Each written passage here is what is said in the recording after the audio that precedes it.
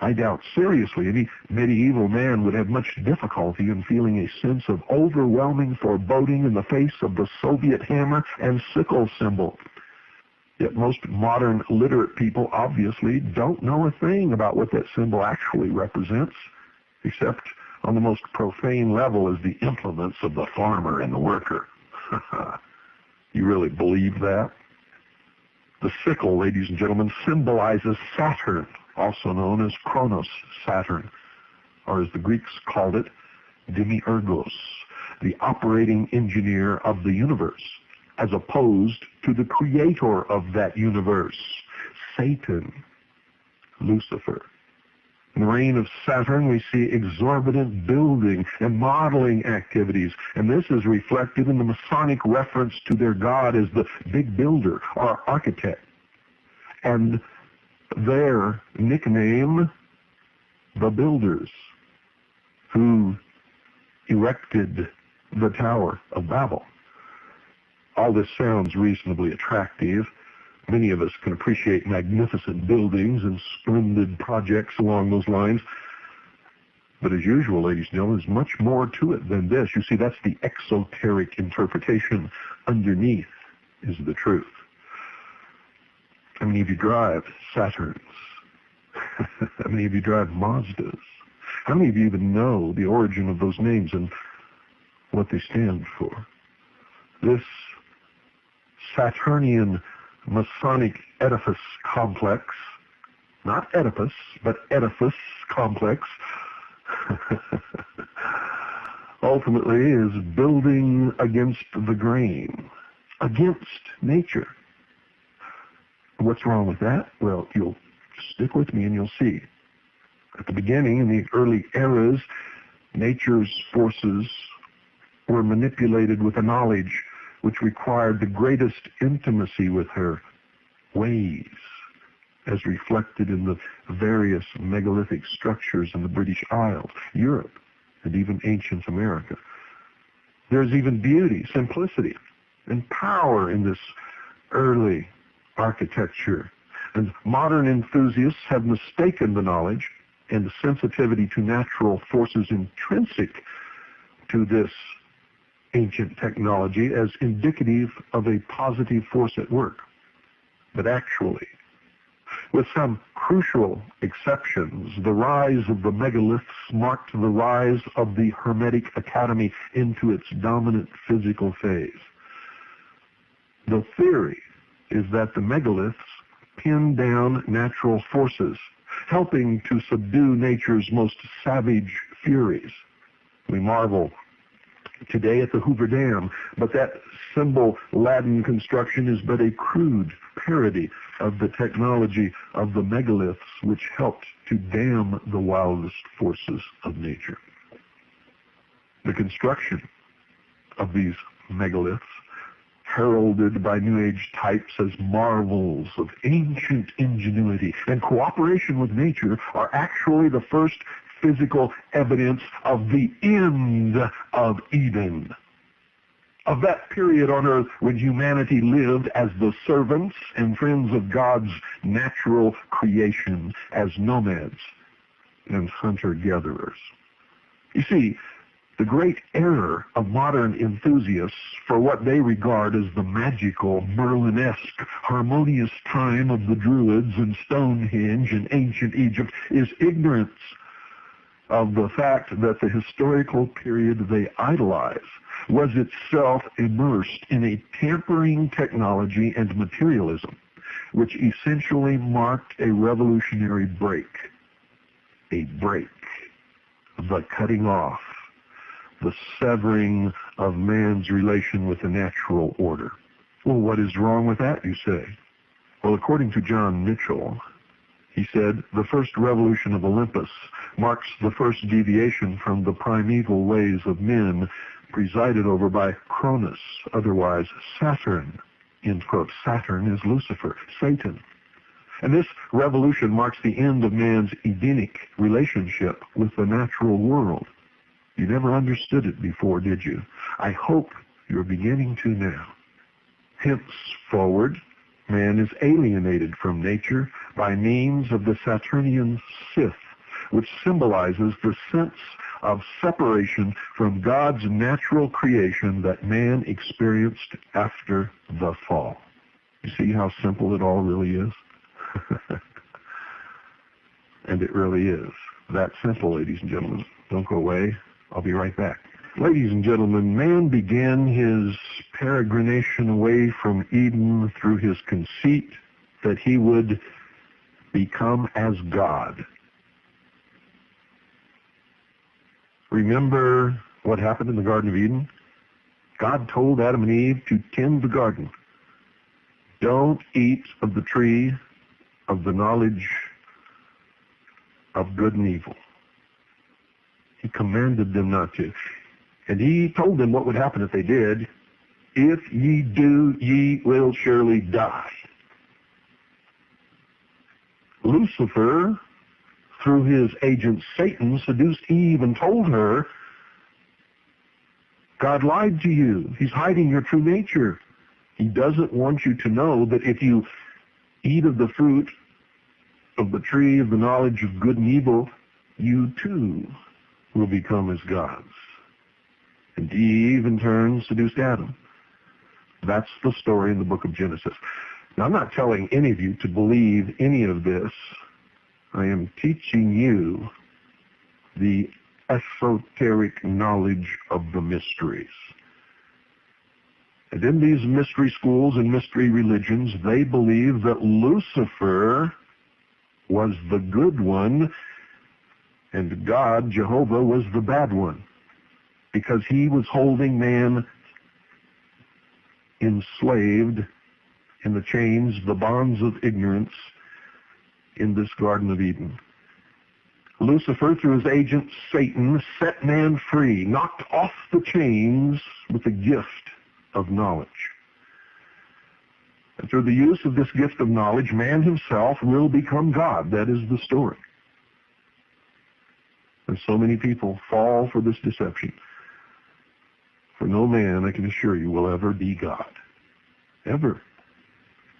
No part can ever be equal to or greater than the whole. That's one of the greatest lessons you can ever learn. You think you could pick up a bushel of apples, squeeze them together and make the original tree from which they came? No. You can take the seed from the apple and plant it and grow another apple tree, but that apple tree will not be the original tree from which the seed sprang. Never. Not ever in a million years. Nor can all of the apple trees from all of the seeds from all of the apples that fell from that tree ever in their entirety be that same original tree. Now, of course, I'm making a little metaphor here, which is nothing even approaching the discrepancy between man becoming a god and God who made man. And I hope you can understand that. Left the divine plan for the occult process, his stated objective became the Kabbalistic Tikkun Olam, or, quote, repair of the world, end quote. In other words, God's creation was not perfect. Man is going to perfect it. Man is going to repair the imperfections in God's world via the intervention and imposition of human brain power, the very egomaniacal device that caused the separation from God's natural Eden in the very first place. Repair of the world. Indeed, a world the Kabbalists had only just ruined. Repair the world? Man can't even repair himself. I don't know any man that's perfect. I don't know any man that hasn't had problems. I don't know any man that's not hiding some dastardly secret he doesn't want anybody else to know. I don't know any man who hasn't done wrong to himself or others. Repair the world? Repair yourself first. And I doubt it can be done. It is not the nature of man.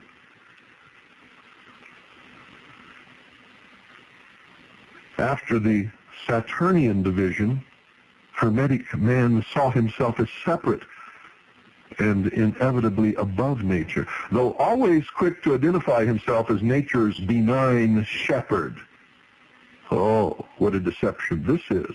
This mighty occult shepherd king figure has emerged in history under the forms of Arthur, Merlin, Pendragon, Prester John,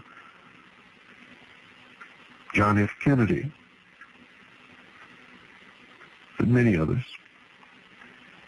He is the personification of the manipulation of nature by secret technology on behalf of a secret hierarchy, which, if known at all, is always careful to present itself as the supreme friend of divine creation. If the expulsion from the Garden of Eden, that is to say, the literal alteration of man's circumstance of living solely upon God's bounty and providence, was the result of satanic intervention, why has it not dawned on us that civilization is itself satanic? Oh, that's a good one to send you to bed with, isn't it? But that's exactly the question that you should be pondering.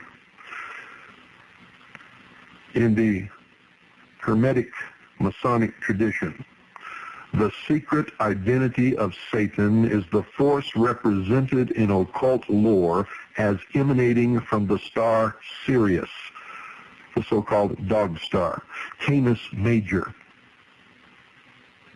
And in the secret tradition of the Freemasons, Sirius is overwhelmingly identified with a single primary attribute, the bringing of civilization to Earth. The heirs of this magical current were saluted by the Illuminist and master alchemist Comenius in his 1668 book entitled The Way of Light. Remember, Lucifer is the fallen angel of light. The book was dedicated to the first scientific organization in Western history, Britain's August Royal Society. In it, Comenius addressed the first formal scientists as, quote, Illuminati, end quote, and outlined their scientific purpose, quote, which is to secure the empire of the human mind over matter, end quote. And I've had so many people call me or write me and deny the very existence of the Illuminati. In a key Rosicrucian description of the city of Utopia, it is shown to be dominated, ladies and gentlemen, by science and mechanics, and more ominously by the medical dissection of cadavers, in other words, by the hyper-analytical obsession of rationalism with dead matter and measurement.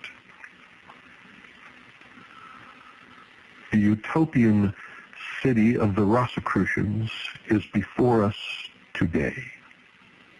New York and Los Angeles, Babylon the Great. And it was planned in 1668 and long, long before. You see, we have forgotten the depth of the roots of the modern disease. We have accepted the pop-pap that anything that predated the more obvious rapacity of modern industrial pollution was natural or magical. The notion of magic being identified with the pristine. Hence, we have denied ourselves knowledge of the beginning of the rise of the cryptocracy. John Mitchell said, quote, it is their immediate concern, having eaten of the tree of knowledge, to apply all their newly acquired arts to constructing a facsimile of the garden, a model paradise, end quote. But you see, they just don't get it. There was already an architecture prior to man's imposition of his structures and inventions. This was the architecture of the natural landscape as shaped by God. To claim that to have left it as it was would have been barbarous and backward is symptomatic of the diseased occult mind and its gigantic egotistical pathology. I have never in my life seen anything ever built or rendered by the hand of man that ever equaled the absolute breathtaking beauty of the natural scape. As long as it was left as God created, it was paradise. Everybody is looking for the Garden of Eden. Don't you understand? It's all around you. The earth is the Garden of Eden. We were cast out of it. Due to our blindness, we feverishly cooperate with the imposition upon the earth as our own version of Eden, which always ends in the creation of Babylon, hell on earth. John Mitchell said again, quote, "Settlement leads to the establishment of social hierarchies, to specialization, the development of arts and sciences, the building of temples and houses. For millions of years, men, essentially the same as we are now, lived without these and presumably without feeling the need for them. Tacitus described a German tribe that lived entirely without artificial shelter.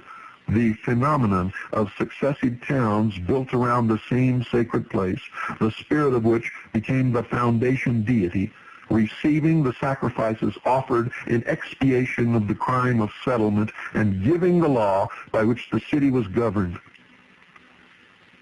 Implicit in this law was a contract between man and God, by which the first was permitted a conditional and limited use of land for agricultural and building in return for duties and observances paid to the second. So it was understood by the founding fathers of all of the ancient cities. And the rituals tell you this. But as cities expand, these limitations become more onerous and neglected, with the result that, in the language of Apocalypse, the city becomes Babylon, the parasitic whore, and proceeds toward destruction. In this belief, the traditional element in ancient Rome objected to expansion beyond the original city boundaries, considering it a breach of the foundation contract.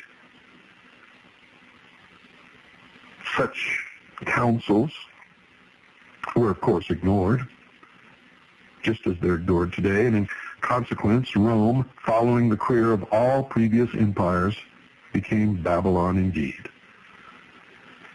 Civilization, you see, tends to grow more elaborate and to make ever greater demands on the earth that sustains it.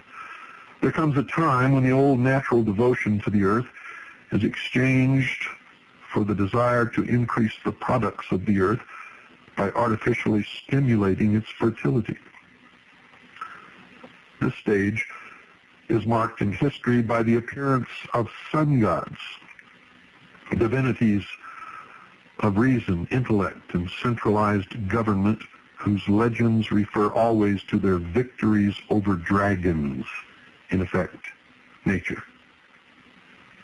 The dragon is sometimes representative of self. The battle in the mind. When St. George was said to have slain the dragon, he overcame himself.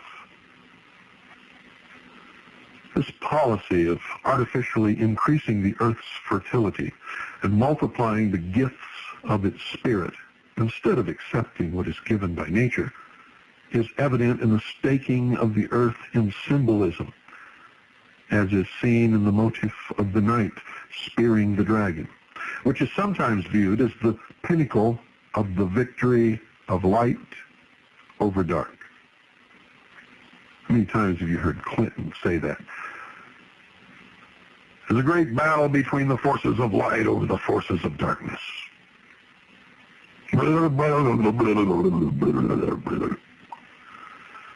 Cicero said the same thing. Hitler said the same thing.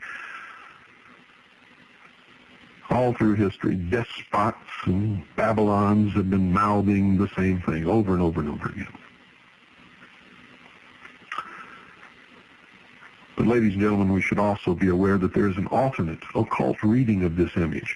This Arthurian symbol has been celebrated by pagans and Freemasons as a sign of man's usurpation of natural creation. The staking process is seen by them as a means to pin down the heretofore flowing character of the energy of creation so as to be harnessed and bled by Stonehenge-like technology in order to give greater and greater resources to man. The Washington Monument is one such pinning down. It is the phallus of Osiris, the generative force, capturing the creative energy for man's use.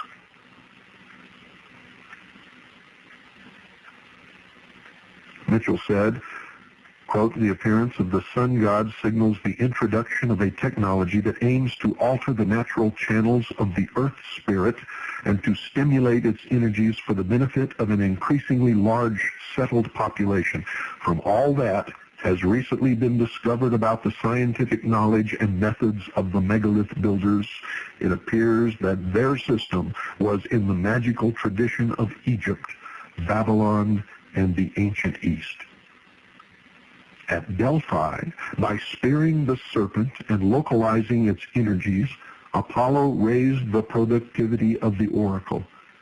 Every ancient standing stone is like the omphalos in the temple of Apollo, driven into the head of the telluric serpent current, fixing and augmenting the earth energies which had formerly fluctuated. Yet in the end, the system became onerous and ineffective, demanding at least as much from the people as it gave in return.